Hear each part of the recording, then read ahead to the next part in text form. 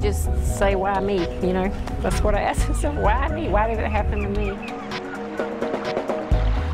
So everything's been good for us, and then something like this happens. And I think it's beyond a lot of people's comprehension that you just don't understand. I just think it's something that people don't expect to happen. This is Carla Yarborough. She and her husband own Spanky's Marshside in the resort town of Brunswick, Georgia. In August 2006, somebody hacked into their point-of-sale system. What happened in our case was we were hacked into, and the magnetic data, which I didn't even know that we were storing in the hard drive, was taken, and then new cards were made and sold over the internet. Carla didn't learn of the breach until February of the following year, so the criminals were in her system, freely taking personal information for nearly 7 months, and Carla had no idea. It was very, I just felt like I had been blindsided by something, because I just was not aware that that could even happen to me or to us. A similar well-publicized case made headlines in early 2006. The victim was TJX, a company that owns such stores as TJ Maxx and Marshalls.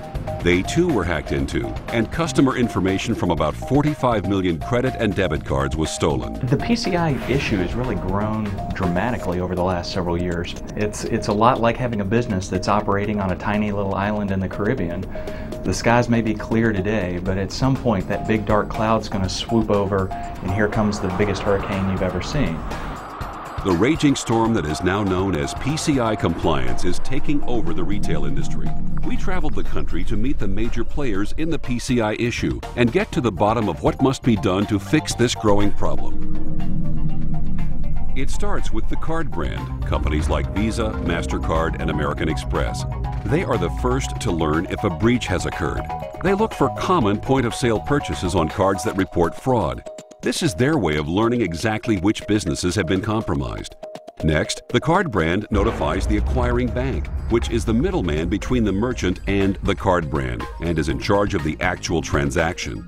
Once the acquiring bank informs the merchant of the fraud, it can be a downward spiral of confusion and financial frustration. Visa's really taken a leadership role in the area of data security, and together with the other payment card brands, we created the Payment Card Industry Security Standards Council, which is the owner of the PCI data security standards.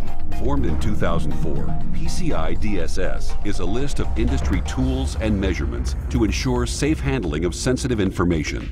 It consists of 12 requirements and multiple sub-requirements to guide the building and maintenance of secure payment networks. That's really what we're concerned about. We want to make sure that cardholder data is protected anywhere that it's stored, processed, or transmitted throughout the payment system. But what we're finding more and more frequently is that it's compromises of full magnetic stripe data, which is basically the data that's encoded within the magnetic stripe on the back of the card. The information on that magnetic stripe is what is often being stolen, and this information is a cash cow for criminals.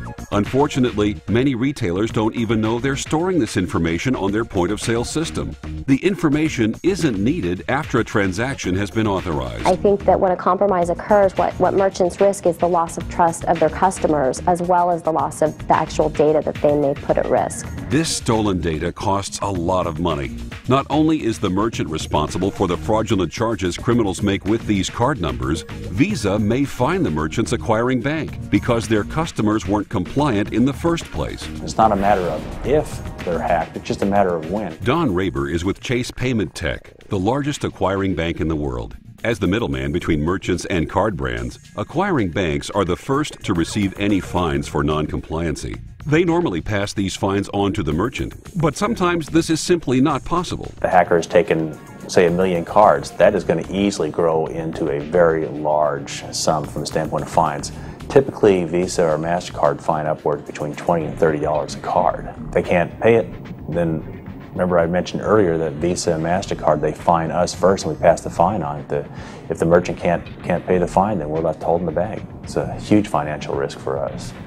In Carla Yarborough's case, her acquiring bank is making sure they avoid that risk by holding on to money that comes in from her credit card transactions. They can take money and hold it because they may be fined by Visa or MasterCard, and if they're fined by Visa or MasterCard, they don't want to have to take the risk of getting their money back from you, so they're going to keep it over there and make sure that they those fines are taken care of. As Carla sees less of a profit from her business, the next step she faces is a forensic audit. This is to determine just how long the criminals have been attempting to hack into the credit card information.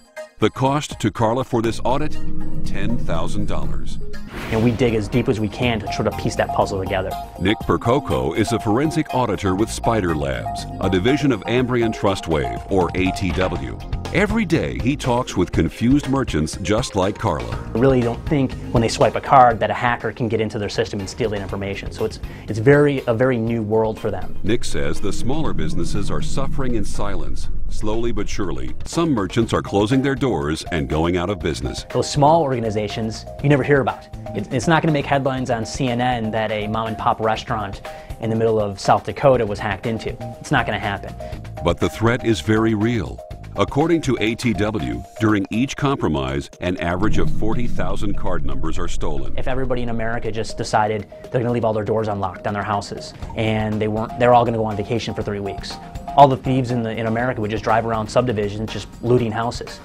That's really what the environment's like for these small merchants right now. Experts say these hackers are criminals who are a part of a sophisticated, organized group.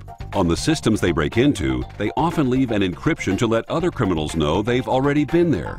The message? Don't steal my work. Because of their cyber intelligence, these criminals are nearly impossible to catch. Nick Percoco says what they are actually doing is another story. It isn't sophisticated at all. What you see in Hollywood where it's somebody at a computer typing furiously trying to break into systems, it's more of point and click hacking is really what it's come down to. Browse around just like you would sitting at your own computer, click on files, open them up, and download the data. It's actually that simple. Inside Spider Labs, Nick logs on to a criminal chat room to show just how simple the process is. The chat room reflects the same type of services you would find on eBay, but this is a marketplace for criminals to buy and sell stolen goods. These people here, there's a username there. They said they have e-gold, they have bank logins, they have fresh credit card numbers, they have a whole bunch of things that they actually have their hands on and are looking for someone who wants to buy them. It is sad because it's like the small business person is taking the brunt of the whole thing because somebody is out there breaking the law. We're having to pay for it one way or the other, if not by closing your doors, by having to pay out big sums of money. I didn't think I was at risk either, but I was, obviously, and it happened, and I thought that I had everything I needed because I had a brand new system and thought that my software was compliant. ATW learned that in nearly 60% of the cases where a merchant was compromised, reliance on an outdated version of a third party's products may have exposed the merchant's system to theft. On our website, we have a list of validated payment applications that have demonstrated their ability to meet that standard, and that's something that we strongly encourage merchants to refer to and to select vendors that have been validated. As a merchant, there's one critical question you need to ask your dealer or reseller. Is my POS system PCI compliant? Buying and maintaining compliant equipment is the most important step toward compliancy.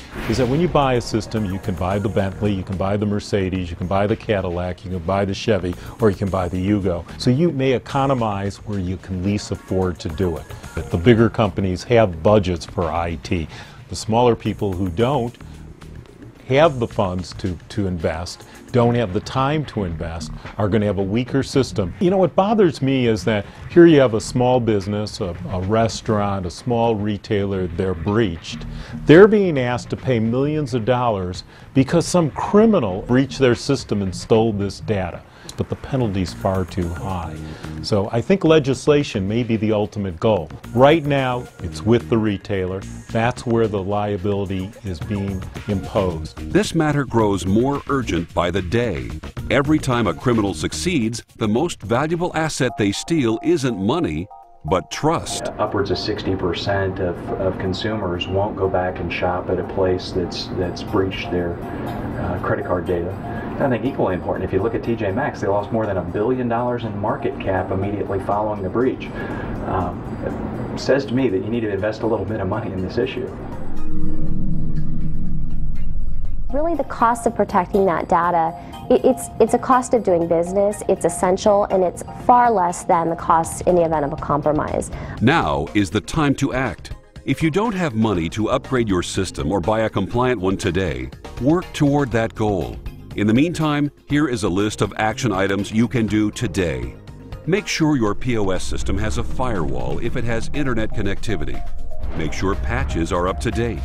Antivirus software must be in place. Change passwords on a regular basis. If you don't need one to get on your system, create one and use it.